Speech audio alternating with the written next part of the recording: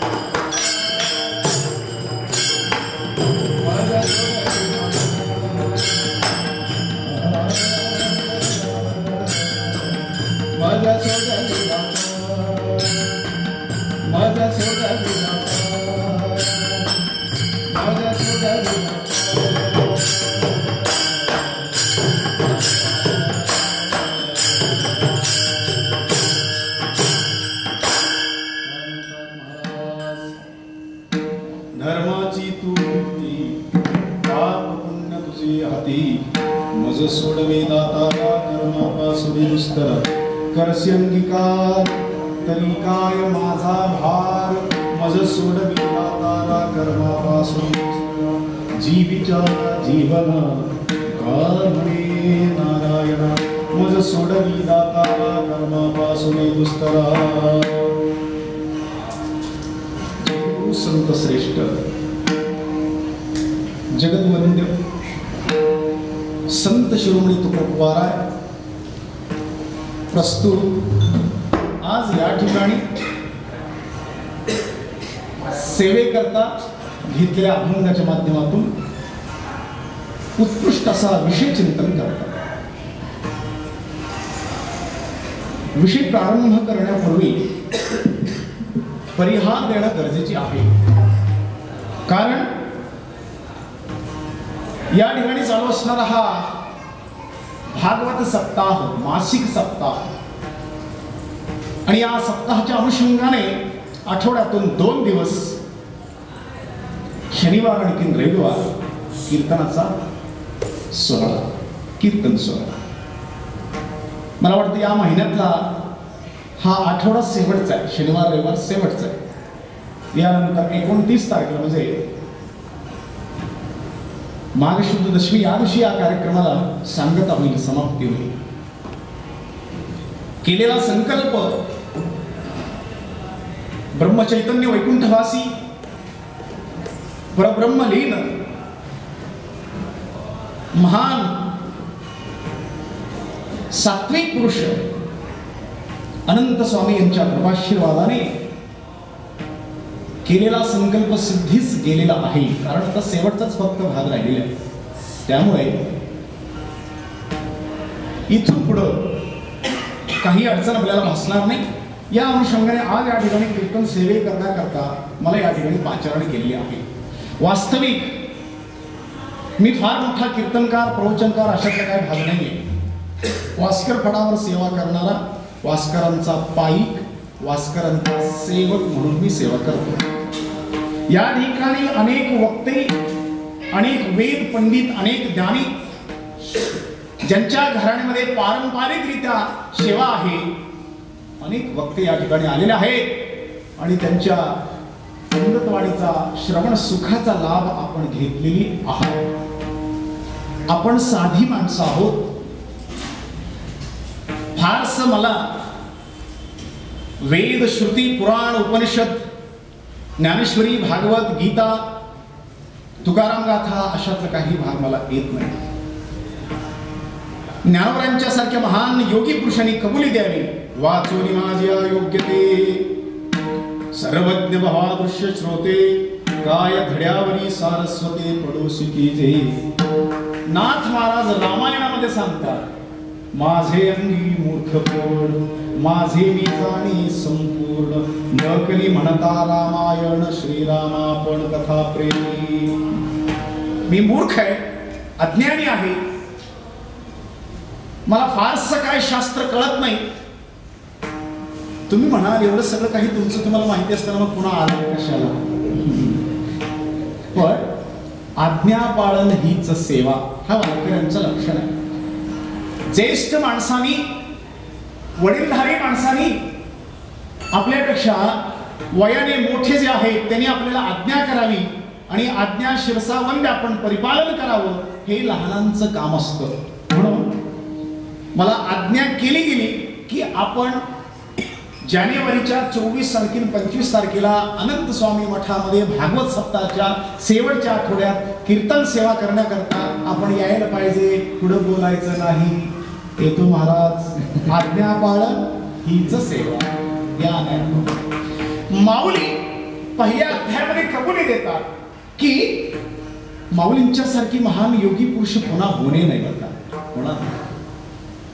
719 वर्षापूर्वी ज्यांचा अवतार झाला आणि ज्यांच्या समाधी सोहळ्याला 719 वर्ष पूर्ण झाले अशी माऊली पहिल्या अध्यायामध्ये किती सुंदर वर्णन करतात. ना तरी बाळका बोबडा बोली का वाकुडा विचुता पाहुली ते चोज करुणी माऊली विसरे जेवी. किंवा बाळक बापाचे ताटी विघे आणि बापतेची जेवू लागे की तो संतोष लेनी मेरी मुखजी बोली.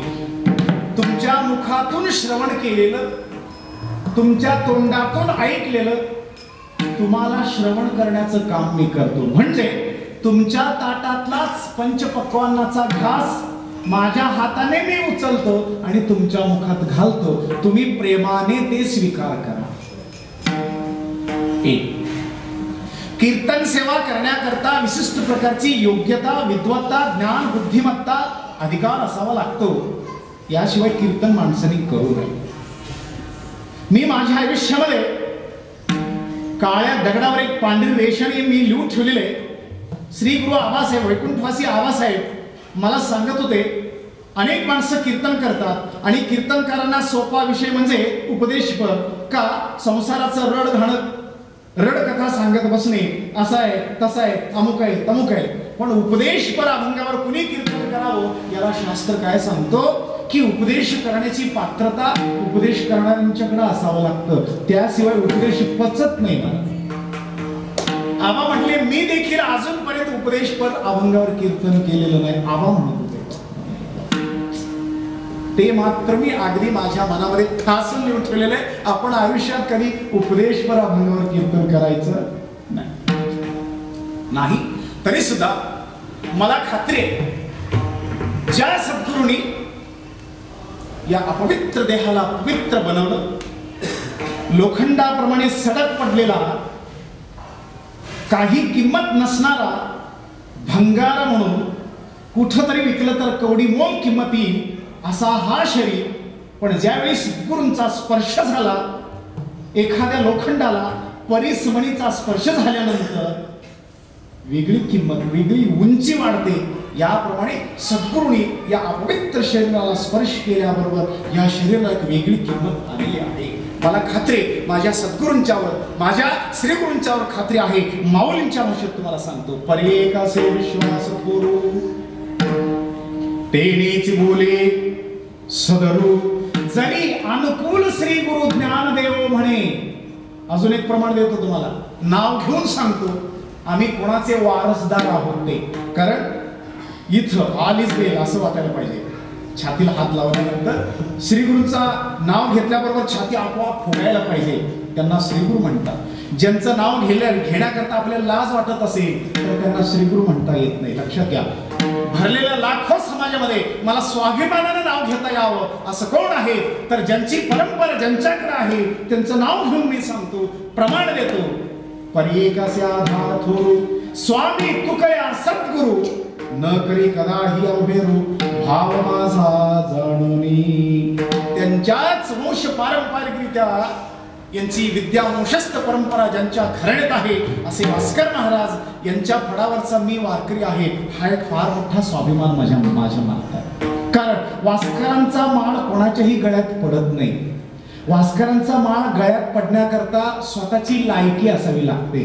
कोणाच्याही गळ्यात ती माळ पडत नाही.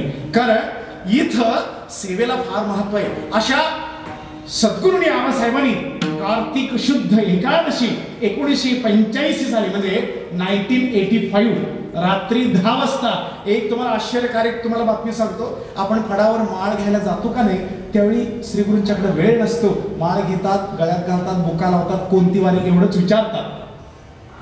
पण मी ज्यावेळी माळ घालण्याकरता गेलो शंकरपणा, रात्री 10 वाजले होते. ज्ञानमोठे अण्णा कोप्पळचे आणि मी होतो, आमचे अर्जुन दादा होते, अजून दोघं चौघं आम्ही होतो. रात्री 10 वाजता गेल्यानंतर नुसतंच कीर्तन संपून आबा आले होते. आबाने विचारलं परत का आला, त्यावेळी अण्णाने सांगितलं ह्या पोरग्याला माळ घालायची आहे, या मुलग्याला माळ घालायची आहे. हे इकडे पुढं गेलो, माळ हातामध्ये घेतली. मी आयुष्यामध्ये असा दृश्य पाहिलेलं नाही. आबाने तो मुकुटमणी असतो ना, पुंडलिक मणी ज्याला म्हणतो, ते मणीला असं पकडलं आणि आपल्या असं कपाळाला हात लावला. एक 2 मिनिटं डोळे झाकून काहीतरी प्रार्थना केली, मग माझ्या गळ्यात माळ घातली. म्हणून मी तरलेलो आहे, म्हणून माझा उद्धार झालेला आहे असं मी ठामपणे सांगू शकतो. अशा श्री गुरूंच्या कृपाशीर्वादाने आजची सेवा श्री गुरु आबा, श्री गुरु दादा, माऊली, पांडुरंग, ज्ञानोबा, तुकोबा, आणखी तुम्हा सर्वांच्या कृपाशीर्वादाने अनंत स्वामींच्या या दिव्य सानिध्यामध्ये, दिव्य या सभेमध्ये कीर्तन सेवा आपण करायचे. यांच्या सर्वांच्या कृपाशीर्वादाने या अभंगावर मला जसं बोलता येईल त्या पद्धतीने मी बोलण्याचा प्रयत्न करतो. प्रारंभी या भगवंताच्या आराधना करू. पांडुरंगा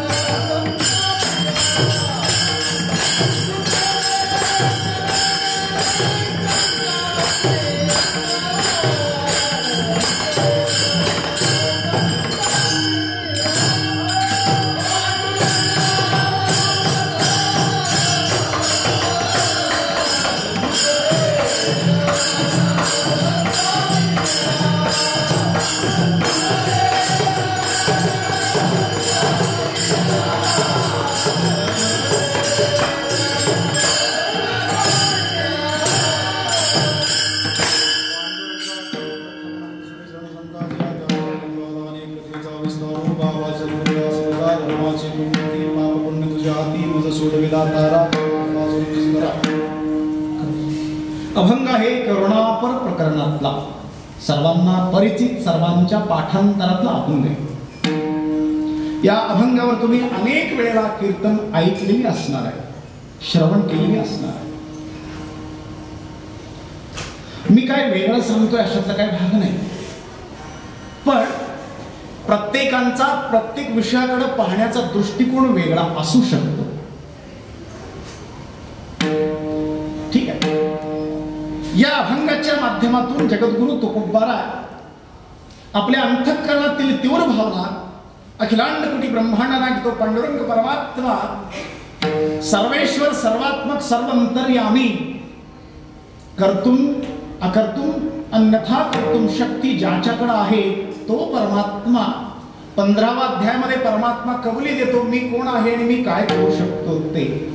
अहम वैश्वानरो भूत्वा प्राणिनां देहमाश्रिताः प्राणापान समायुक्तः अचानकं चतुर्विधं. किंवा त्याच भगवद्गीतेमध्ये आणखीन काही ठिकाणी परमात्मा साक्ष देतो. गतिर्भरता प्रभू साक्षी निवासा शरणं सुहृत. माऊली म्हणतात, म्या बोलविल्या वेद बोले, म्या चालविल्या सूर्य चाले, म्या हलविल्या प्राण आले जगासी चालिता. पर्वती बैसका नसंदावी, समुद्री रेषा नोलंडावी, पृथ्वी भूते पहावी माझी. तुकोबरा काय म्हणतात, वृक्षाचे पान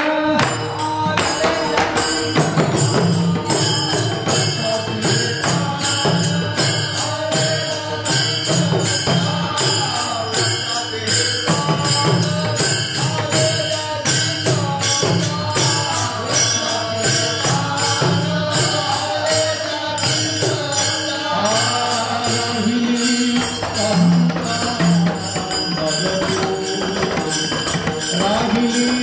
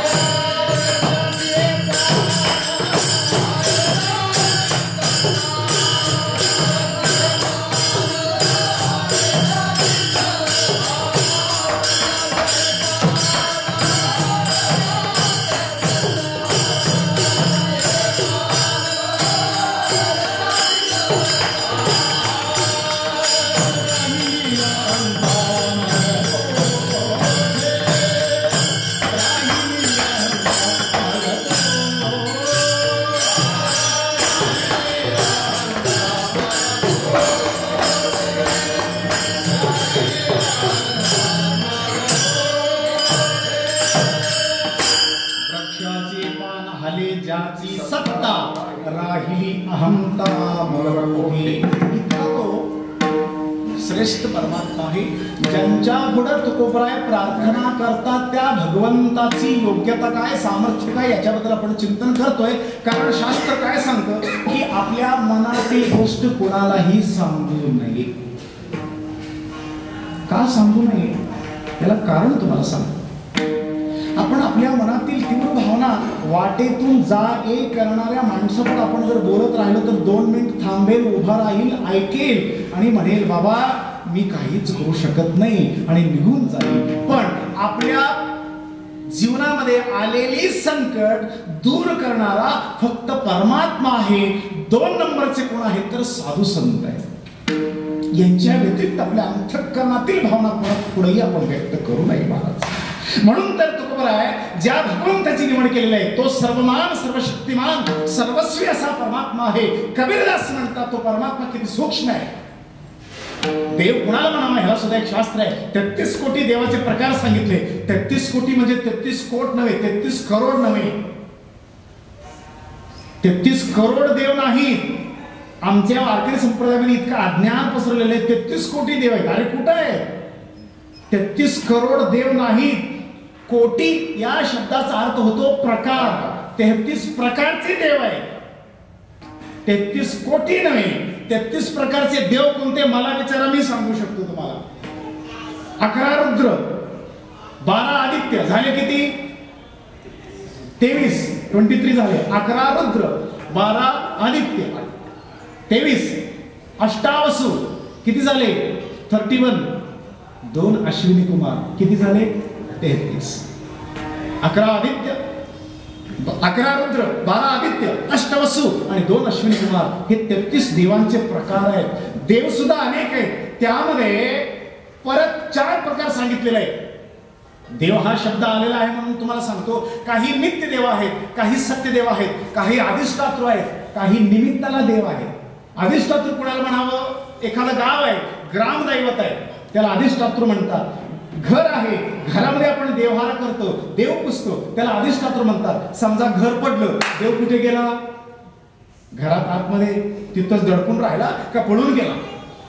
समजा एखादा आपण डॅम बांधतो, डॅम, त्या ठिकाणी गावा अनेक बुडून जातात, मग त्या ठिकाणचे देव कुठे गेले?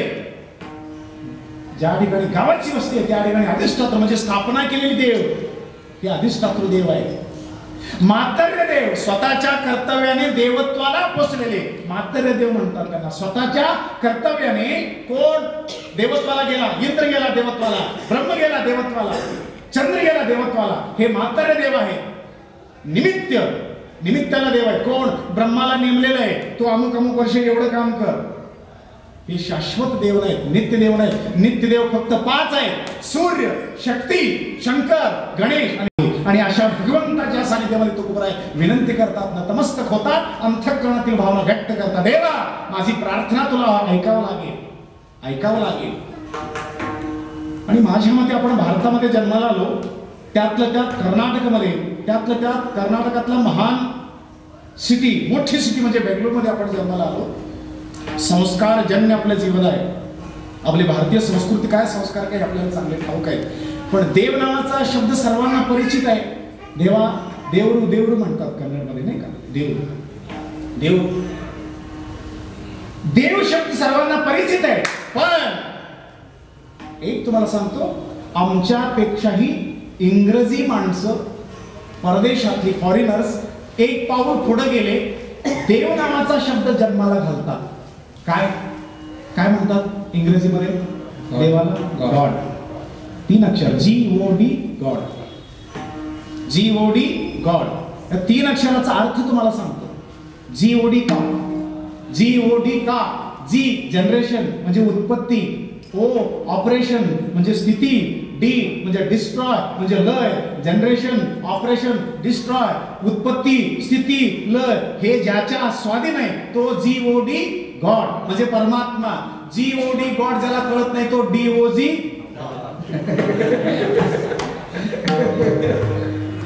अरे देव कळायला पाहिजे ना. आपण माणसाहून जन्माला आल्यानंतर देव जर आपल्याला कळत नसेल तर आपण श्वानाप्रमाणे आहे. कुत्रा म्हटलं की जरा खालच्या दर्जाची भाषा होते.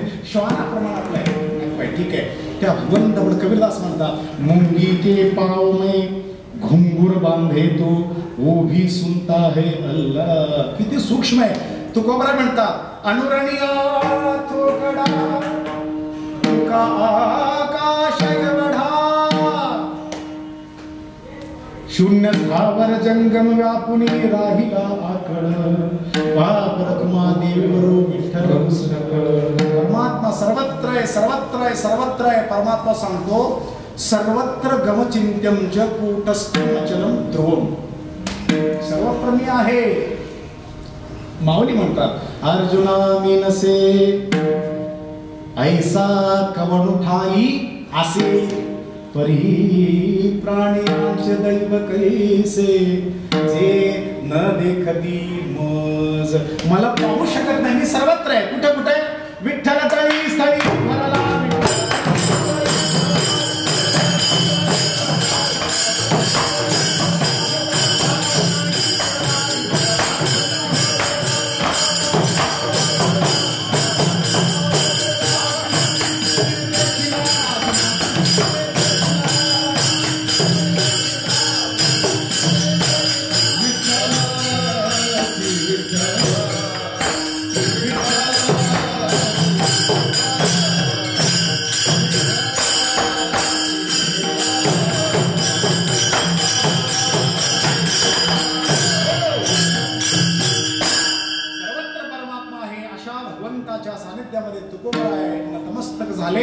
प्रार्थना करतात, करुणा भाकवण्याची विनंती करतात. देवा आमच्यावर थोडा तरी करुणा दाखव, आमच्यावर थोडा कृपा कर, आम्हाला आशीर्वाद दे. कोणता काय प्रार्थना करतात हे बघा. देव म्हटल्यानंतर 6 गुण आवश्यक आहेत.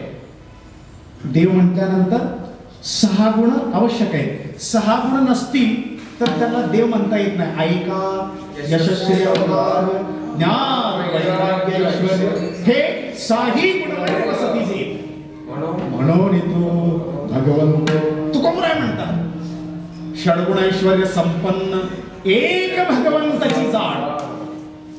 देव म्हटल्यानंतर 6 गुण पाहिजेत ना. तसं संत म्हणून घ्यायला सुद्धा 6 गुणांची आवश्यकता आहे. देवाला 6 गुण, संतांना 6 गुण. कोणते? संत कसा असायला पाहिजेत? 1 धर्मनिष्ठ, 2 वेदनिष्ठ, 3 ज्ञाननिष्ठ, 4 भक्तिनिष्ठ, 5 वैराग्यनिष्ठ, 6 जगत कल्याणाची तीव्र कळवळ असावी लागते मनामध्ये. यांना संत म्हणतात. या एका भावनेने तुकोबराय प्रार्थना करतात. प्रार्थना म्हटल्यानंतर प्रार्थनेचा विषय अनेक असू शकतात. सांसारिक जीवनामध्ये, आपल्या प्रापंचिक दैनंदिन जीवनामध्ये ज्या काही अडचणी येतात त्यावेळी आपण मंदिरात पडतो. देवा माझं जरा असं कर, माझं जरा तसं कर, लग्न होताना दिसत नाही, कुठं तरी एखादी बायको मिळू दे, मला मुलं होताना दिसत नाही, मला एखादा तरी मुलगा होऊ दे. दैनंदिन अडचण घेऊन आपण मंदिरात जातो, उदबत्ती ओवाळतो, साष्टांग घालतो, नवस बोलतो, वारी करतो, हेलपाटे घालतो. कशा करता? आपल्या दैनंदिन प्रापंचिक अडचणी दूर करण्याकरता. आज माणसं इतकी दिशाहीन झालेली आहेत. कुणाकडे जावं, काय मागावं हे सुद्धा या मूर्खांना कळत नाही. मुंबई सारख्या ठिकाणी गलोगली बसलेले आहेत लुटण्याकरता. जातात 100, 101 रुपये ठेवतात, माझं कल्याण करा. मग तोही असा असतो, दोन्ही हात वर करतो, जा बेटा तेरा कल्याण होगा. कशासाठी? 101 रुपयासाठी.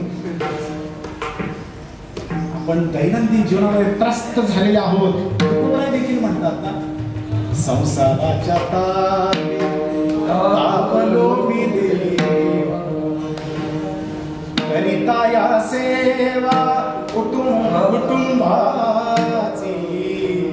तुकोबरायांना जर हा दुःख होत असेल तर आम्हाला होणारच. संसाराने त्रस्त झालेले जीव जातात आणि देवाकडे काय वाटतील ते मागतात. पण तुकोबराय अजिबात काही मागत नाही, प्रार्थना करतात. प्रार्थनेमध्ये 2 प्रकार, एक स्वार्थ प्रार्थना, दुसरा परार्थ प्रार्थना. स्वार्थ म्हणजे स्वतः करता, परार्थ म्हणजे जगा करता. म्हणून त्यांना आपल्या हिंदू भाषेत संत म्हणतात, साधू म्हणतात, संन्यासी म्हणतात, योगी म्हणतात, हिंदीमध्ये फकीर म्हणतात, नाही का? फकीर फकीर हा शब्द इतका मला आवडतो. फकीर हा शब्द कुणाला सोबतो? जो जगाचा फिकीर करतो तो फकीर आहे. जगाचा फिकीर करणारा, सर्वसामान्य जीवाचा फिकीर करणारा तो फकीर आहे. लक्षात घ्या. तुकोबर आहे, स्वार्थ प्रार्थना करत नाहीत. का करत नाहीत? त्यांना स्वतः करता काहीतरी मागावं, मागून घ्यावं असं त्यांच्या आयुष्यामध्ये काही एक राहिलेलं नाही. पूर्ण अवस्थेला पोचलेले हे साधू संत आहेत. तुका म्हणे आता उरलो उपकार पुरता, तरी सुद्धा अवतारला येतात, भजन करतात, कीर्तन करतात, पंढरीची वारी करतात, आम्हा तुम्हाला मार्गदर्शन करतात. का? प्रश्न आहे. याला उत्तर माऊली ज्ञानेश्वरीमध्ये देतात. देखे प्राप्त झाले पै निष्कामता पावले, तयाही कर्तव्यासी उरले लोकांना. जगत कल्याणासाठी हे साधू संत अवतार आलेले असतात. म्हणून तर म्हणत नाहीत का, जगाच्या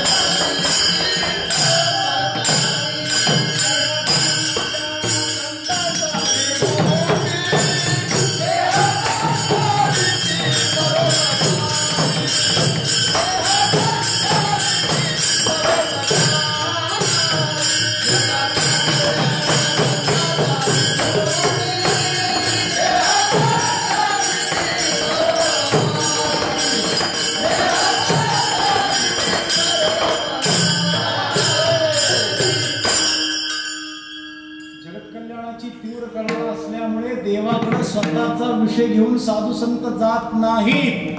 जगाचा विषय घेऊन साधू संत देवाकडे गेलेले आहेत आणि प्रार्थना करतात, परमात्मा तुझ्या चरणी माझा एकच विनंती आहे, एकच प्रार्थना आहे.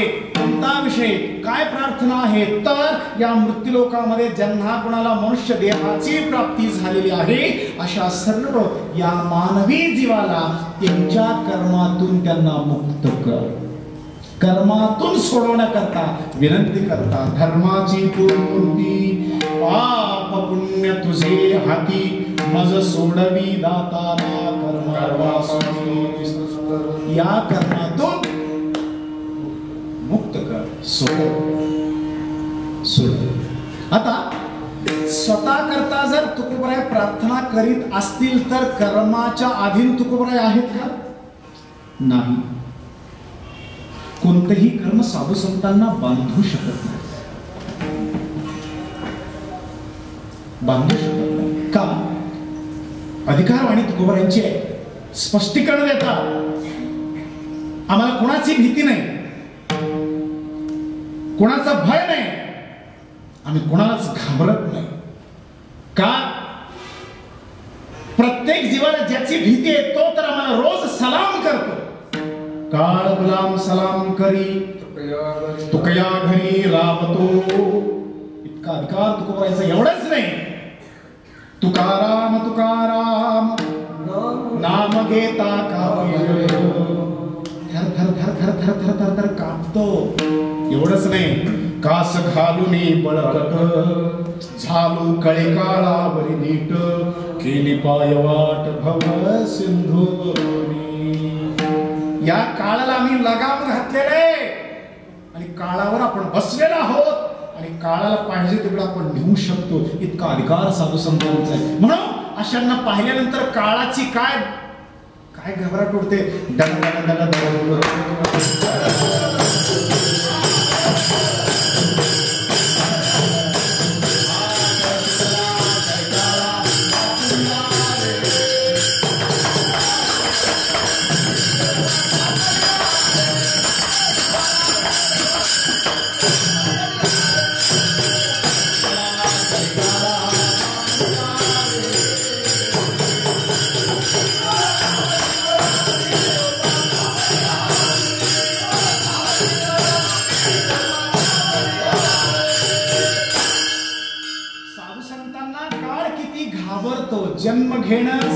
संतांच्या सानिध्यामध्ये या इहलोकीचा यात्रा संपवणं, या देहाचा त्याग करणं साधू संतांच्या हाती नाही. म्हणून तर तुकोबर म्हणतात अधिकारवाणी, येतो जातो आम्ही देवाचे सांगात, तुका म्हणे मात धन्य त्याचे. आम्ही येतो देवाबरोबर, जातो देवाबरोबर, येतो स्वइच्छेने, जातो स्वइच्छेने, जीवन जगतो स्वइच्छेने. इतरांचा इच्छे खातर आपण जीवन जगत नाही.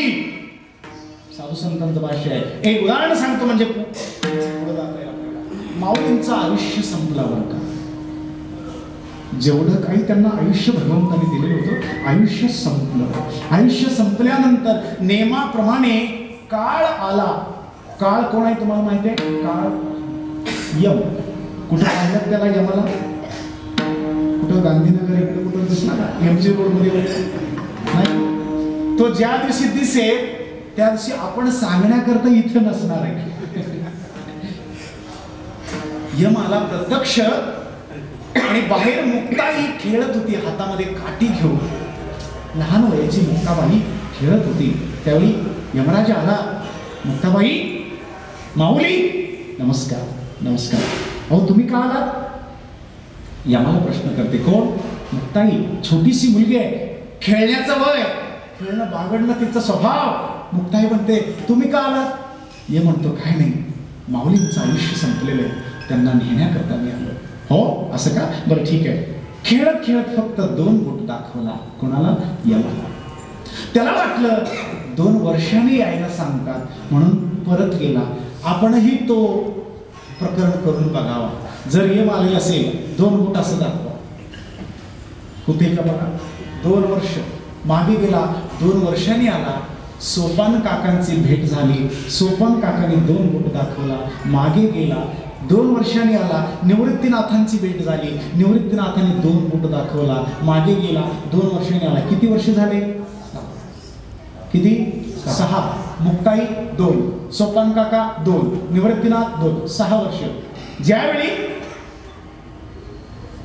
यम आला होता त्यावेळी बरोबर 15 वर्ष चालू होतं ज्ञानोबरायांना. 15 आणि 6 किती? 21, 21. परत आला, मुक्ताईची भेट झाली. मुक्ताई म्हणाली कार्ट्या, कार्ट्या तू का आलास परत? कुणाला म्हणते? काय अधिकार आहे बघा. कार्ट्या तू का आलास परत? तू हे म्हणतो माझं काय चुकलं का? माझं काय चुकलं का? अहो तुम्ही 2 बोट दाखवला, 2 वर्षांनी आलो. सोपान काकांनी 2 बोट दाखवला, 2 वर्षांनी आलो. निवृत्तीनाथांनी 2 बोट दाखवला, 2 वर्षांनी आलो. यात माझं काय चुकलं? मुक्ताई म्हणते 2 बोट याचा अर्थ काय? 2 वर्ष? मूर्ख आहेस म्हणले, मूर्ख आहेस. अरे 2 बोट याचा अर्थ 2 वर्ष नव्हे, तर यावत चंद्र दिवाकरो तोवरी कीर्ती घटस्थिरो. जोपर्यंत या मृत्यूलोकामध्ये सूर्यचंद्रांचं अस्तित्व आहे तोपर्यंत माझ्या माऊलीवर तुझा अधिकार चालणार नाही. हा साधू संतांचा अधिकार आहे महाराज. हा साधू संतांचा अधिकार आहे. याकरता तुकोबर आहे. काळाला घाबरून त्याच्याकडे प्रार्थना करत नाही, कर्माला घाबरून त्याच्याकडे प्रार्थना करत नाही, जन्ममरण दुःखाला घाबरून तुकोबर या ठिकाणी प्रार्थना करत नाही. तुकोबरांच्या मनामध्ये एकच आहे, बुडत हे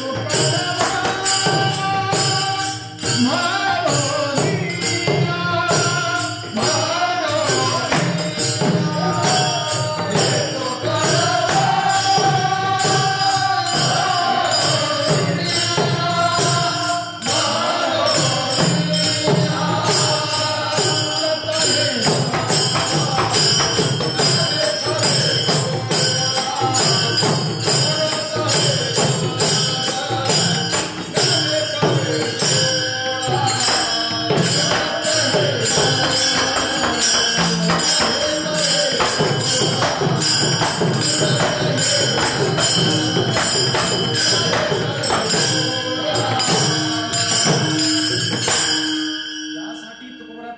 करता त्या मृत्यू लोकांमध्ये प्राप्त झालेल्या सर्व मनुष्य जीवांचा उद्धार होणं गरजेचं आहे का? माणसांचा देह सहसा मिळत नाही. ही काय बाजारातली भाजीपाला नव्हे, कधी बी गेलो 5-50 रुपये टाकलीने घेऊन आलो म्हणायला. मिळत नाही, अजिबात मिळत नाही.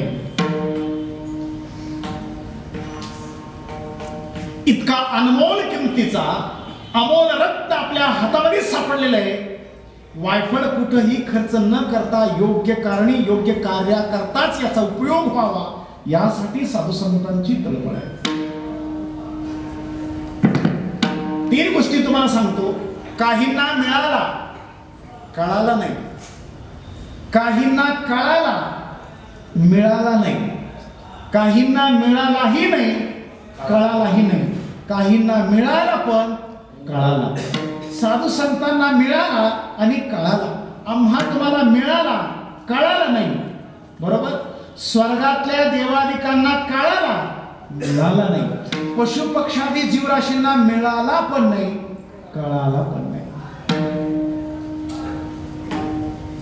आपल्याला जर कळालं असतं तर आपण आपलं आयुष्य इतरत्र न खर्च करता किमान आपल्या आयुष्याची कल्याण होण्याकरता काही ना काहीतरी आपण जोडणी केली असती. ही करताना आपण दिसत नाही. यासाठी साधू संतांचा अवतार आहे. अरे ज्या कारणाकरता आपल्याला भगवंताने देह दिलेला आहे, थोडा विचार करा. प्रपंच करण्याकरता करा ना, प्रपंच करावा. भरपूर श्रीमंती कमवावी, भरपूर पैसे असावे, 2 मजली 4 मजली इमारत बंगला असावा, 5-25 लाख रुपये बँकेत बॅलन्स पडून असावं, 5-50 एकर जमीन असावी, 2 चाकी 4 चाकी वाहन आपल्याकडे असावं, हातामध्ये मोबाईल आणि घरामध्ये लँडफोन असावं, पत्नी असावे, मुलं असावे, त्यांना नोकरी चांगली असावी. काही अडचण नाही. प्रपंच करावा नेटका, नसावा फाटका म्हणतात. प्रपंच चांगलं असावं, कुणी बघितलं तर म्हणावं वा क्या बात आहे, किती सुंदर प्रपंच चाललेलं आहे. कुणी आमच्याकडे बोट करता कामा नाही. इतका आपण कमवा, पण कमवण्यात सुद्धा किती कमवावं त्याला मर्यादा. माणसानं खावं किती, जेवढं आपल्याला पचवता येईल तेवढंच खावं. नाहीतर अपचन झालं मग सारखं येजारी मारावं लागतं. किती सुंदर भगवंताकडे मागत असताना दिसतात साधू संतांनी. साई इतना दीजिए जिनमे कुटुंब समाज. भगवंता एवढंच मला दे, त्याच्यातून माझं प्रपंच मला व्यवस्थित चालेल. ना मैं भूका रहू ना साधू भूका जाए. मी पण उपाशी राहायला नको आणि घरात आलेला एक अतिथी पण भुकेनं जायला नको. एवढंच मला दे. कमवावा, भरपूर कमवा. आणि त्याबरोबर एक तुम्हाला सांगतो, प्रपंच करता करता करता पारमार्थ करायला सुद्धा माणसाने शिकायला पाहिजे. पारमार्थाशिवाय आपलं जीवन हे व्यर्थ आहे. उदाहरण तुम्हाला सांगतो. 1 रुपयाचा कॉईन असतो का नाही, 2 बाजू असतात, बरोबर आहे ना. एका बाजूला राजमुद्रा असते आणि एका बाजूला एक अंक असतो, काटा आणि छापा म्हणतात. एक बाजू चांगली आहे, दुसरी बाजू चांगली नाही. मार्केटमध्ये चालत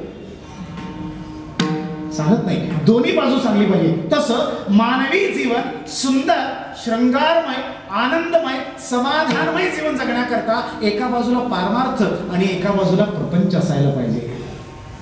लक्षात.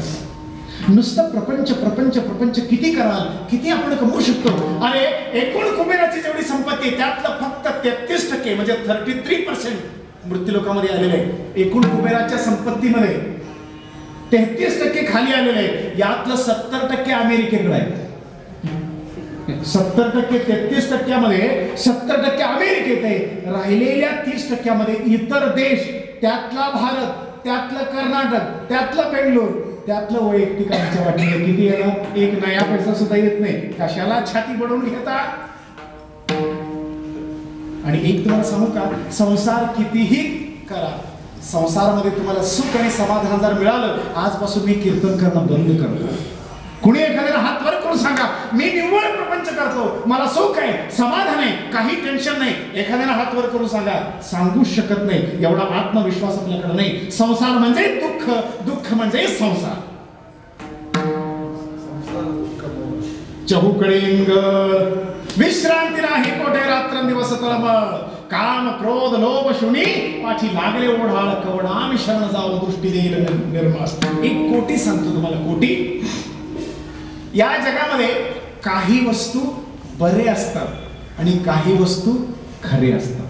सुंदर असा विषय बघा. काही बरे खरे नाही, काही खरे बरे नाही, काही बरे पण नाहीत खरे पण नाहीत, काही खरे पण आहेत बरे पण आहेत. उदाहरणार्थ, टीव्ही मध्ये मालिका पाहताना तुम्ही धारावाही सिरियल, कुठली कुठली सिरियल चालते आता इथं कर्नाटकमध्ये? मी महाराष्ट्रात राहून त्यामुळे मला काही माहित नाही. कुठले कुठले असतात? जे असेल ते जोकाली आहे ना, रंगोली, पार्वती परमेश्वरा. मला सांगा, हे बरे आहेत ना? बरे आहेत ना? हे बरे आहेत ना? म्हणून तर आपण काम धंदा टाकून बघत बसतो. बरं वाटतं.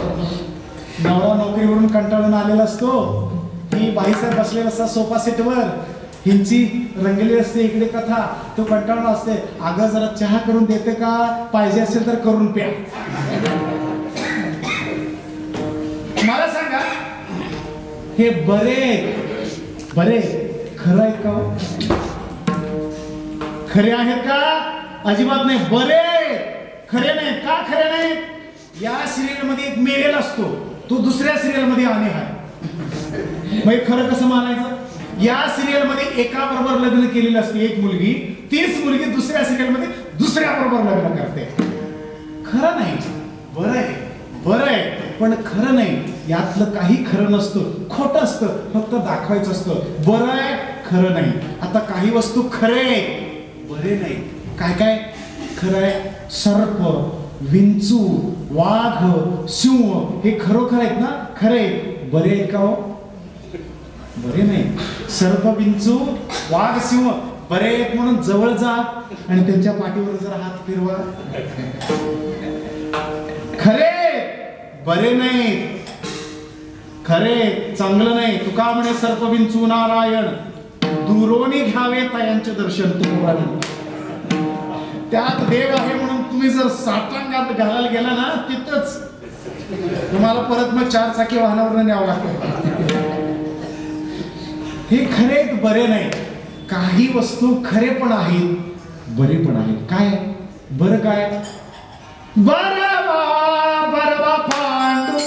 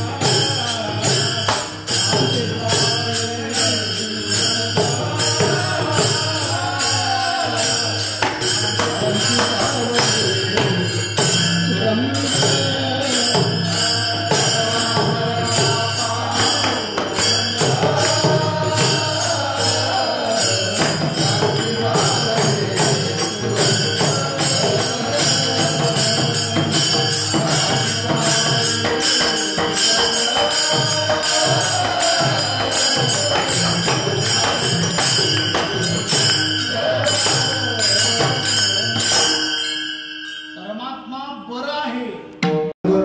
कांती सावळे सुरंग एवढंच नाही, तो हा विठ्ठल बरवा, तो हा माधव बरवा, बरवा ओ हरी बरवा ओ. अरे प्रमाण देता येईल. बरं आहे, खरं आहे का? खरं पण आहे.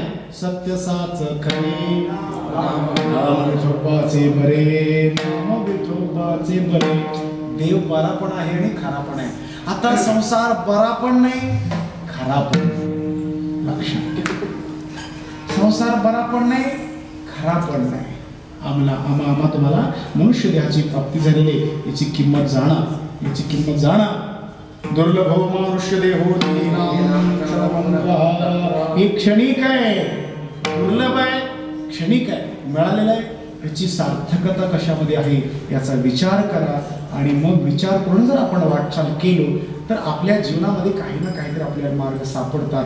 दिशाहीन झालेल्या आमच्या तुमच्यासाठी साधू संतांनी त्या देवाकडे प्रार्थना करतात, यांच्या कर्मातून मुक्त कर, यांच्या कर्मातून मुक्त कर. धर्माची तृप्ती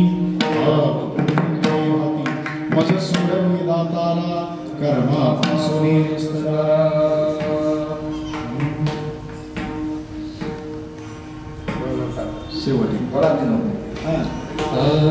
धर्माची तू मूर्ती,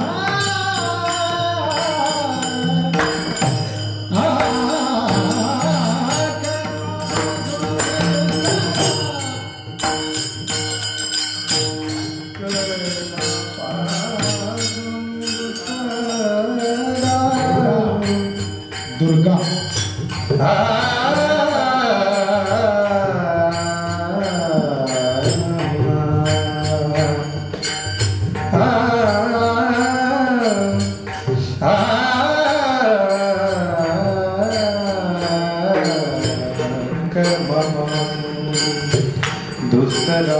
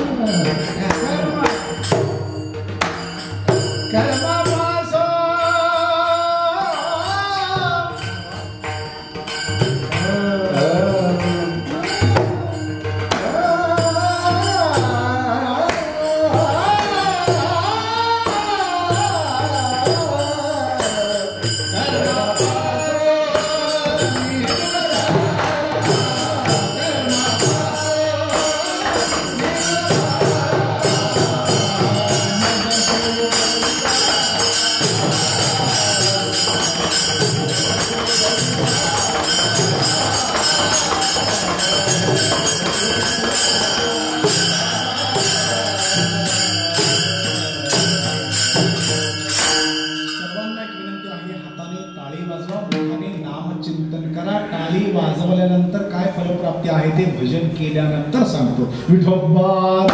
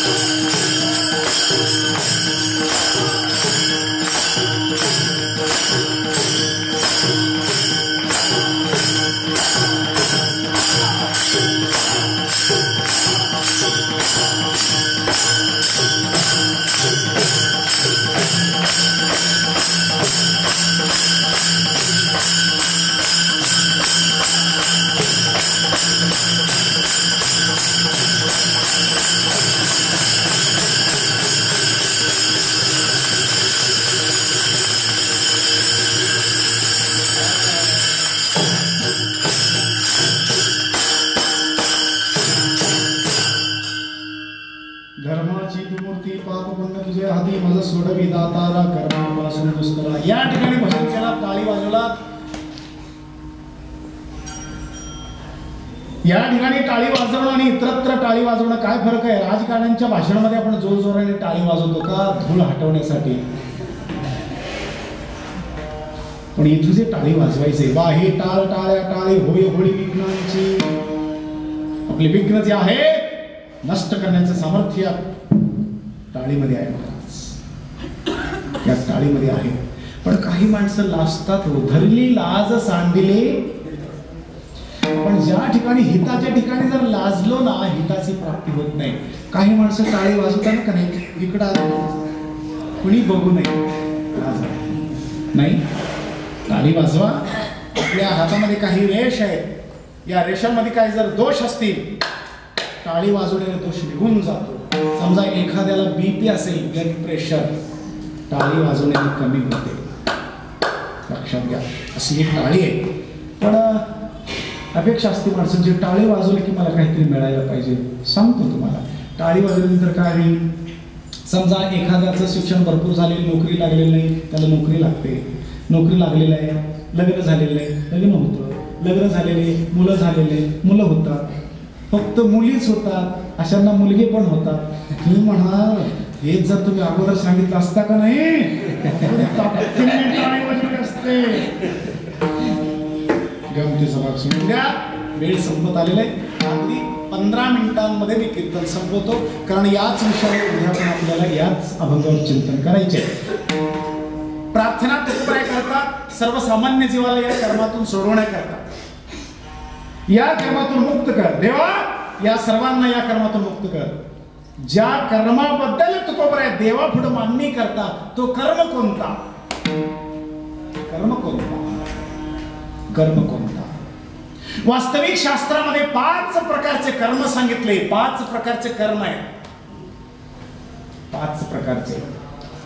1 नित्य कर्म, 2 नैमित्तिक, 3 काम्य, 4 निषिद्ध, 5 प्रायश्चित्त. 5 कर्म सांगितले. पण हे 5 कर्म कधी लागू होतात? ज्यावेळी आपण जन्माला येतो त्यावेळी. जन्मालाच नाही आलं तर नाही.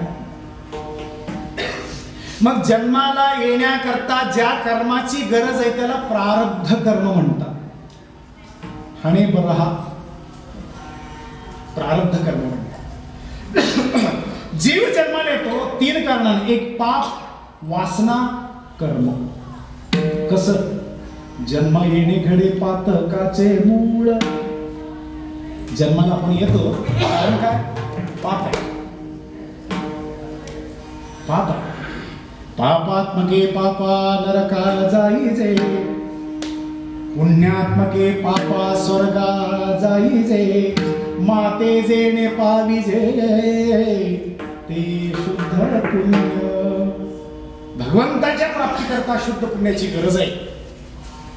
आम्ही तुम्ही जन्माला येतो, 1 पाप, 2 वासना. वासना म्हणजे काय? वासना म्हणजे काय? शेवटच्या क्षणामध्ये मरण समयी या देहातून प्राणकुडी बाहेर जात असताना ज्याचा आपण स्मरण करत देहाचा त्याग करतो, याला वासना म्हणतात. वासना. वासना म्हणजे कळतं ना तुम्हाला? वासने म्हणजे कळतं, वासना कळतं. मराठी आणि कन्नड हे समजावून घ्यायला जरा खूप कठीण आहे. वासना, वासना म्हणजे आपण आता मरणाच्या दारी आहोत त्यावेळी आपण कशाचं स्मरण करतोय ना, आणि त्याच पद्धतीने आपल्याला पुढचा जन्म मिळत असतो. उदाहरणार्थ जडभरीत राजा संपूर्ण राज्य संपत्तीचा त्याग करून वनामध्ये गेला. एका हरणीच्या पिलाला आणलं होतं त्यानं, हरणाला छोटस सांभाळ केला. वयोवृद्ध झाला. मरत असताना मनामध्ये विचार आला, या हरणाचं काय होईल, या हरणाचं काय होईल, यामध्ये मरणाचं काय होईल हे विसरूनच गेला. जडभरित राजा हरणी गर्भा गेला, घाला तो घातला वासनेने. वासना समूळ नष्ट झालं पाहिजे. म्हणून तर साधू संत म्हणतात ना, वासनेच्या संगी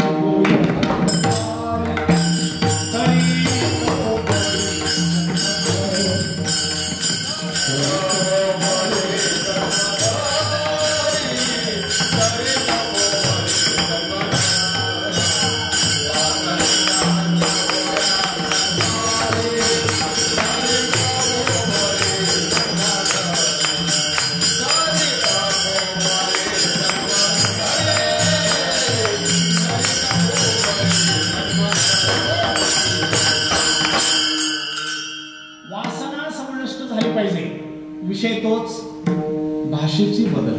कन्नडमध्ये बोलतो आता. कन्नड कळते ना तुम्हाला? दोन्ही भी करते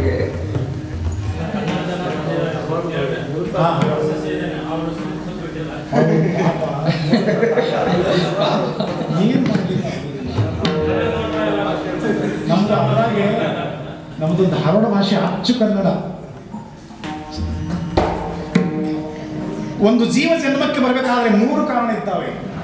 ಒಂದು ನಾವು ಮಾಡಿರ್ತಕ್ಕಂಥ ಪಾಪಕರ್ಮ, ಮತ್ತೊಂದು ಮರಣ ಸಮಯದಲ್ಲಿ ಮನಸ್ಸಿನಲ್ಲಿ ಉಳಿದಿರತಕ್ಕಂತಹ ಕೊನೆಯ ಇಚ್ಛೆ ವಾಸನಾ ಅಂತಾರೆ ಅದಕ್ಕೆ. 3ನೇದ್ದು ಹಿಂದಿನ ಜನ್ಮದಲ್ಲಿ ಮಾಡಿರ್ತಕ್ಕಂತಹ ಕರ್ಮ.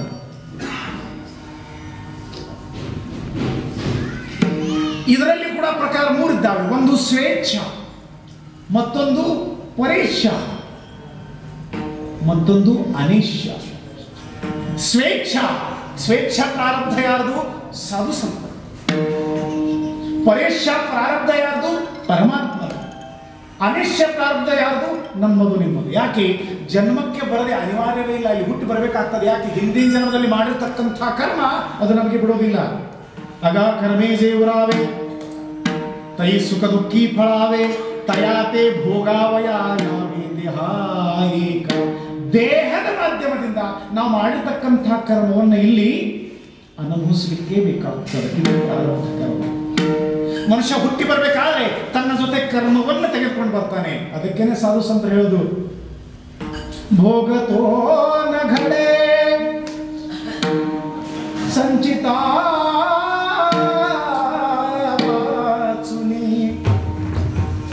ಭೋಗ.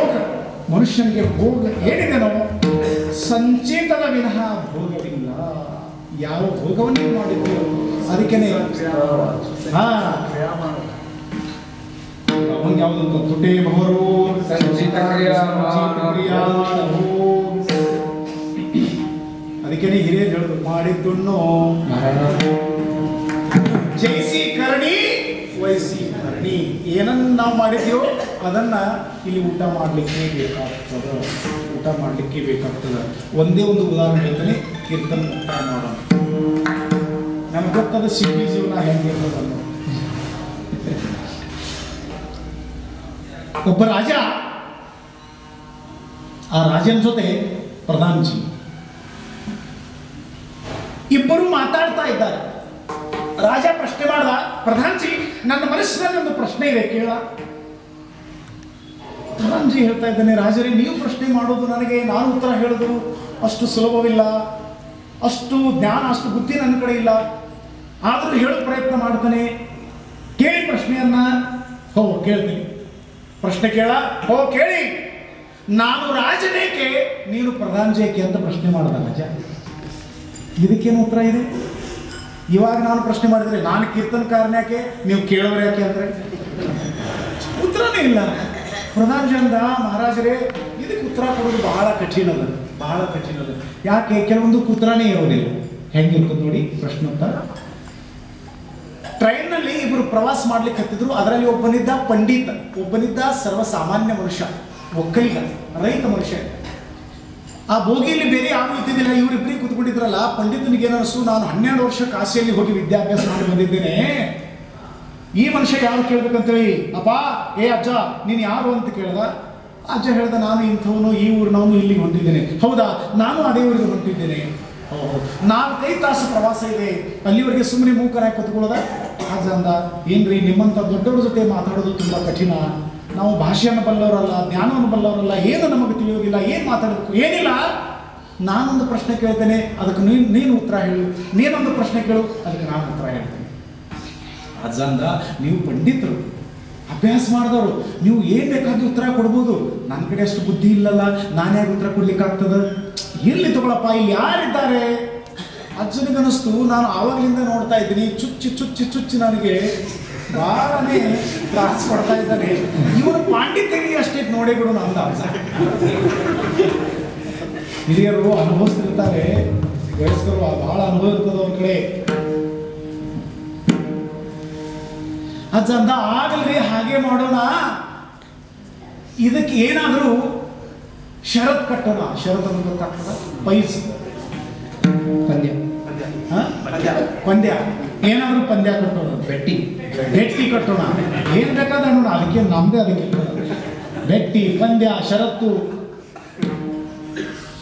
ಅಜ್ಜಂದ ಹಾಗೇ ಇದನ್ನ ಮಾಡೋದು ಬೇಡ, ಪ್ರಶ್ನೋತ್ತರ ಪಂದ್ಯ ಕಟ್ಟೋಣ, ಬೆಟ್ಟಿ ಕಟ್ಟೋಣ. ಏನು ನೀವು ಪ್ರಶ್ನೆ ಕೇಳಿ, ನಾನು ಉತ್ತರ ಹೇಳ್ತೇನೆ. ಉತ್ತರ ಬರಲಿಲ್ಲ, ನಾನು 5 ರೂಪಾಯಿ ಕೊಡ್ತೀನಿ ಅಂದ. ಓನ್ಲಿ 5 ರೂಪೀಸ್, 5 ರೂಪಾಯಿ. ಹೋ, ನಾನು ಪ್ರಶ್ನೆ ಕೇಳ್ತೀನಿ, ನೀವು ಉತ್ತರ ಹೇಳಬೇಕು. ಬರದೇ ಇದ್ರೆ 100 ರೂಪಾಯಿ ಕೊಡ್ಬೇಕು ನೀವು ಅಂದಿರುವ. ಪಂಡಿತ ಅಂದ, ಅಲ್ಲೋ ನಾ ಸೋತ್ರೆ 100 ರೂಪಾಯಿ, ನೀ ಸೋತ್ರೆ 5 ರೂಪಾಯಿ. ನಾವು ಬಡವ್ರು ಇದ್ದೀವ್ರಿ, ನಮ್ಮ ಕಡೆ ದುಡ್ಡಿಲ್ಲ, ನೀವು ಶ್ರೀಮಂತರು.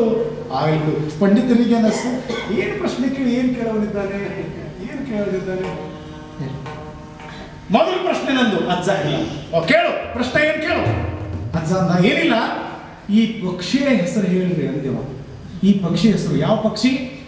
ಭೂಮಿ ಮೇಲೆ ನಡೆದಾಡ್ತಾ ಇರಬೇಕಾದ್ರೆ 2 ಕಾಲು, ಅಲ್ಲಿಂದ ಮೇಲೆ ಹಾಡ್ತಿರ್ಬೇಕಾದ್ರೆ 3 ಕಾಲು, ಆಕಾಶದಲ್ಲಿ ಹಾರಾಡ್ತಾ ಇರಬೇಕಾದ್ರೆ 4 ಕಾಲು.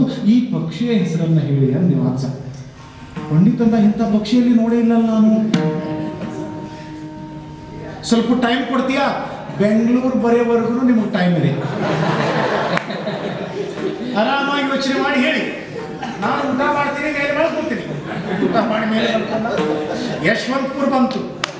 ಅಜ್ಜ ಎದ್ದ, ಏನ್ರಿ ಪಂಡಿತರ ಉತ್ತರ ಗೊತ್ತಾಯ್ತಾ? ಇವನೇನ್ ಮಾಡಿದ ಪಂಡಿತ, ಮೊದಲು ಪಕ್ಷಿಗಳ ವಿವರಣೆ ಇರ್ತಕ್ಕಂಥ ಪುಸ್ತಕ ತಗದ, ಎಲ್ಲ ಹುಡುಕಾಡ್ತಾ ಇದ್ದಾನೆ, ಕಾಣ್ತಾ ಇಲ್ಲ. ಮತ್ತು ಬೇರೆ ಕಡೆ ಬೇರೆ ಪ್ರದೇಶದಲ್ಲಿ ಏನಾದರೂ ಇರ್ಬೋದು ಅಂತೇಳಿ ಅದನ್ನೆಲ್ಲ ಚೆಕ್ ಮಾಡಿ ನೋಡ್ದ, ಎಲ್ಲಿ ಗೊತ್ತಾಗಲಿಲ್ಲ. ಅವಾಗ ಸುಮ್ಮನೆ ಆದ, ಉತ್ತರ ಗೊತ್ತಾಗಲಿಲ್ಲ. ಅಜ್ಜ, ನಾನು ಸೋತೆ. ಸೋತ್ರ 100 ರೂಪಾಯಿ ಕೊಡಿ. 100 ರೂಪಾಯಿ ಇಸ್ಕೊಂಡ, ಈ ಕಡೆಗೆ ಸಿಗ. ಹಾ, ನಿಮ್ದು ಪಾಳಿ, ಬೆಂಗಳೂರು ಬರ್ತದ, ನೀವು ಪ್ರಶ್ನೆ ಕೇಳಿ, ನಾನು ಉತ್ತರ ಹೇಳ್ತೀನಿ. ಪಂಡಿತನಂದ, ಈ ಪ್ರಶ್ನೆ ಮತ್ತಾರು ನನಗೆ ಕೇಳಿ ನಾನು ಸಂಕಟದಲ್ಲಿ ಸಿಕ್ಕಾಕೊಳ್ಬಾರ್ದು, ಇದೇ ಪ್ರಶ್ನೆ ಇವನಿಗೆ ಕೇಳಿಬಿಡೋಣ. ಅಜ್ಜ ಕುತ್ಕೊಂಡಿದ್ದ, ಪಂಡಿತ್ ಪ್ರಶ್ನೆ ಮಾಡ್ದ, ಅಜ್ಜ ಈ ಪಕ್ಷಿ ಹೆಸರು ಹೇಳು. ಯಾವ ಪಕ್ಷಿ ಭೂಮಿ ಮೇಲೆ ನಡೆದಾಡ್ತಿರ್ಬೇಕಾದ್ರೆ 2 ಕಾಲು, ಮೇಲೆ ಹಾರ್ತಿರ್ಬೇಕಾದ್ರೆ 3 ಕಾಲು, ಆಕಾಶದಲ್ಲಿ ಹಾರಾಡ್ತಿರ್ಬೇಕಾದ್ರೆ 4 ಕಾಲು. ಅಜ್ಜಂದ, ನನ್ನ ಪ್ರಶ್ನೆ ನನಗೆ ಯಾವ ಮಾತ ಅಂಬಿ ಕುಚ್ಕವನೈ ಹೇಳ್ತೀನಿ, ಸ್ವಲ್ಪ ತಂಬಾಕು ಪದಾರ್ಥನ ಹಾಕಿ. ಅಜ್ಜ ಹೇಳು, ಬೆಂಗಳೂರು ಸರಿ ಬಂದದ, ಸ್ಟೇಷನ್ ಬರ್ತದೆ, ಈಗೇನು ಹೇಳಿಬೇಕು? ಹೇಳ್ತೀನಿ ತಡ್ರಿ, ಯಾಕೆ ಗಡ್ಬಿಡಿ ಮಾಡ್ತಾರೆ? ಸ್ವಲ್ಪ ಸ್ಟೇಷನ್ ಬರಲಿ. ಸ್ಟೇಷನ್ ಬಂತು, ಕೆಳಗಡೆ ಇಳಿದ್ರು. ಅಜ್ಜನ ಕೈಯನ್ನು ಹಿಡಿದ ಪಂಡಿತ, ಉತ್ತರ ಹೇಳೋದ್ರೆ ನಾನು ನೋಡೋದಿಲ್ಲ, ಹೇಳ್ತೀನಿ ತಡ್ರಿ ಅಂತ ಈ ಕಡೆ ಜೇಬಿನಲ್ಲಿ ಕೈ ಹಾಕಿ 5 ರೂಪಾಯಿ ತೆಗೆದ, ಅವನ ಕೈಯಲ್ಲಿಟ್ಟ. ನನಗೂ ಗೊತ್ತಿಲ್ಲ.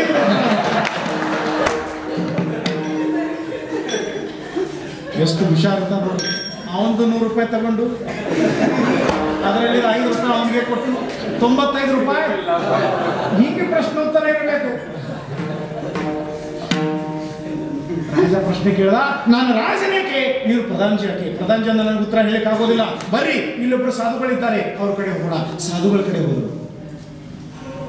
ಮಹಾರಾಜರೇ, ನಮ್ದೊಂದು ಪ್ರಶ್ನೆ, ನಾನು ರಾಜನೇಕೆ, ಇವನು ಪ್ರಧಾನಜಿ ಯಾಕೆ?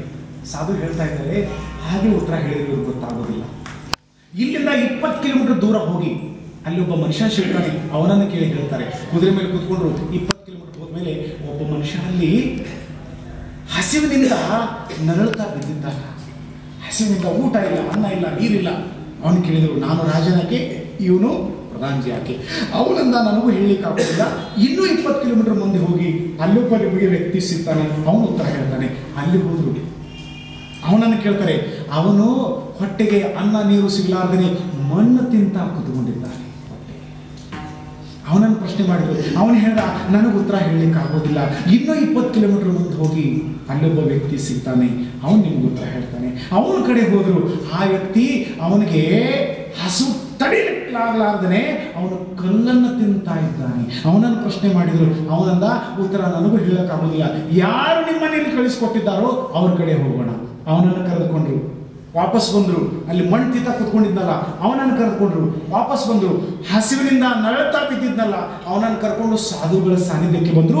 5 ಜನ ಕೂತ್ಕೊಂಡಿದ್ದಾರೆ, ರಾಜ, ಪ್ರಧಾನ್ಜಿ, ಇವ್ರು 3 ಜನ. ಅವಾಗ ಸಾಧುಗಳಿಗೆ ಪ್ರಶ್ನೆ ಮಾಡಿದ್ರು, ಮಹಾರಾಜರೇ ಉತ್ತರ ಹೇಳ್ತೀನಿ. ನೀವು 5 ಜನ ಹೋದ ಜನ್ಮದಲ್ಲಿ ಒಂದು ಕೆರೆಯ ದಂಡೆ ಮೇಲೆ, ನದಿಯ ದಂಡೆ ಮೇಲೆ ಒಂದು ಗಿಡದ ಕೆಳಗಡೆ ಊಟ ಮಾಡ್ತಾ ಕೂತ್ಕೊಂಡಿದ್ರಿ ನೀವು 5 ಜನ. ಅವಾಗ ಒಬ್ಬ ಭಿಕ್ಷುಕ ಬಂದ ಭಿಕ್ಷೆಯನ್ನು ಬೇಡಲಿಕ್ಕೆ. ಭವತಿ ಭಿಕ್ಷೆ ಅಂದೆ, ನನಗೇನಾದ್ರೂ ಭಿಕ್ಷೆ ಕೊಡಿ ಅಂತೇಳಿ ಭಿಕ್ಷೆ ಬೇಡಿದಾಗ ಒಬ್ಬನಂತ ಇದ್ದಾನೆ, ಏನೋ ಮಗನೇ ನಿನಗೇನಾಗದ, ದಷ್ಟಪುಷ್ಟನಾಗಿದ್ದೀಯಾ, ದುಡ್ಡು ತಿನ್ನು, ಭಿಕ್ಷೆ ಬೇಡ್ತೀಯಾ, ತಿನ್ನೋದಾದ್ರೆ ಕಲ್ಲು ತಿನ್ನು ಅಂದ. ಮತ್ತೊಬ್ಬನು ಹೇಳ್ದ ಕಲ್ಲು ತಿನ್ನಕ್ಕಾಗೋದಿಲ್ಲ, ಮಣ್ಣು ತಿನ್ನು ಅಂದ. 3ನೇವನು ಹೇಳ್ದ, ಕಲ್ಲು ತಿನ್ಲಿಕ್ಕೆ ಆಗೋದಿಲ್ಲ, ಮಣ್ಣು ತಿನ್ಲಿಕ್ಕೆ ಆಗೋದಿಲ್ಲ, ಹಾಗೇ ಹಸಿವಿನಿಂದ ಉಳ್ಳಾಡ್ತಾ ಬೀಳುವಂತಂದ. 4ನೇವನು ಹೇಳ್ದ, ಅಪ್ಪ ನಿನಗೆ ಕೊಡ್ತಿದ್ದೆ ಖರೆ, ಆದರೆ ನನ್ನ ಬುದ್ಧಿಯಲ್ಲಿ ಎಷ್ಟಿತ್ತೋ ಅಷ್ಟೆಲ್ಲ ಮುಗಿದು ಹೋಗ್ಬಿಟ್ಟಿದೆ. ಕೊಡುವ ಆಸೆ ಇದೆ, ಭಾವನೆ ಇದೆ, ಆದರೆ ಬುದ್ಧಿ ತೀರು ಹೋಗ್ಬಿಟ್ಟಿದೆ, ನನಗೆ ಕೊಡ್ಲಿಕ್ಕೆ ಆಗ್ತಾ ಇಲ್ಲ, ನನ್ನ ಕಡೆ ಏನೂ ಇಲ್ಲ. ಆದರೆ 5ನೇವನು ಹೇಳ್ದ, ಅಪ್ಪ ನಾ ಎಲ್ಲ ತಿಂದು ಬರೀ ಅರ್ಧ ಚಪಾತಿ, ಅರ್ಧ ರೊಟ್ಟಿ ನನ್ನ ಕಡೆ ಇದೆ, ಅಷ್ಟು ಕೊಡ್ಲಾ ಸಾಕು, ಅಷ್ಟೇ ಕೊಟ್ಟರೆ ಸಾಕು. ಒಂದು ತುತ್ತು ಅನ್ನ ತಿಂದು ನಾನು ಹೊಟ್ಟೆ ತುಂಬ ನೀರು ಕುಡಿತೀನಿ. ಅರ್ಧ ರೊಟ್ಟಿ ಅವನು ಕೊಟ್ಟ. ಯಾರು ಅರ್ಧ ರೊಟ್ಟಿ ದಾನವಾಗಿ ಕೊಟ್ಟಿದ್ರೋ ಅವನು ಈ ಜನ್ಮದಲ್ಲಿ ರಾಜನಾಗಿ ಹುಟ್ಟಿ ಬಂದ. ಯಾರು ಕೊಡುವ ದಯೆಯನ್ನು ತೋರಿಸಿದ್ರು, ಕೊಡ್ಲಿಕ್ಕೆ ಅವನ ಕಡೆ ಏನೂ ಇಲ್ಲ, ಕೊಡ್ಬೇಕಂತ ಹೇಳಿ ಒಳ್ಳೆಯ ಮನಸ್ಸಿನಿಂದ ಭಾವನೆಯನ್ನು ತೋರಿಸಿದ್ನೋ ಅವನು ಪ್ರಧಾನಜಿಯಾಗಿ ಹುಟ್ಟಿ ಬಂದ. ಯಾರು ಕಲ್ಲನ್ನು ತಿನ್ಲಿಕ್ಕೆ ಹೇಳಿದ್ನೋ ಅವನು ಈ ಜನ್ಮದಲ್ಲಿ ಕಲ್ಲು ತಿಂತಾ ಇದ್ದಾನೆ. ಯಾರು ಮಣ್ಣು ತಿನ್ಲಿಕ್ಕೆ ಹೇಳಿದ್ರು ಅವನು ಈ ಜನ್ಮದಲ್ಲಿ ಮಣ್ಣು ತಿಂತಾ ಇದ್ದಾನೆ. ಯಾರು ಹಸಿವಿನಿಂದ ಹಾಗೆ ಉಳ್ಳಾಡ್ತಾ ಬೀಳು ಅಂತ ಹೇಳಿದ್ನೋ ಅವನು ಈ ಜನ್ಮದಲ್ಲಿ ಕೂಡ ಹಸಿವಿನಿಂದ ಉಳ್ಳಾಡ್ತಾ ಬಿದ್ದಿದ್ದಾನೆ. ನಿಮ್ಮ 5 ಜನರ ಕಡೆ ಭಿಕ್ಷೆಯನ್ನು ಬೇಡ್ಲಿಕ್ಕೆ ಬಂದಿದ್ನೋ ನಾನೇ ಈ ಸಾಧು ಅಂತ ಹೇಳಿದ. ಇದಕ್ಕೇನೆ ಕರ್ಮ ಅಂತ ಕರೀತಾರೆ. ಯಾವನ್ನ ಹಿಂದಿನ ಜನ್ಮದಲ್ಲಿ ನಾವು ಮಾಡಿರ್ತೇವೋ ಅದನ್ನು ಈ ಜನ್ಮದಲ್ಲಿ ಅನುಭವಿಸಲಿಕ್ಕೆ ಬೇಕಾಗ್ತದೆ. ಕರ್ಮದ ಪ್ರಕಾರಗಳೇನು, ಕರ್ಮವನ್ನು ಹೇಗೆ ನಾವು ಆಚರಣೆ ಮಾಡಬೇಕು, ಇದರ ಬಗ್ಗೆ, ಈ ಕರ್ಮದಿಂದ ಮುಕ್ತನಾಗಬೇಕಾದ್ರೆ ಏನನ್ನು ಮಾಡಬೇಕು, ಯಾರಿಗೆ ಶರಣ ಹೋಗಬೇಕು, ಶರಣ ಹೋದ್ಮೇಲೆ ಈ ಕರ್ಮದಿಂದ ಆ ಪರಮಾತ್ಮ ನಮ್ಮನ್ನು ಹೇಗೆ ಪಾರ ಮಾಡ್ತಾನೆ ಅಂತಕ್ಕಂಥ ವಿಷಯವನ್ನು ನಾಳಿನ ಕೀರ್ತನದಲ್ಲಿ ನಾವು ಚರ್ಚೆ ಮಾಡೋಣ.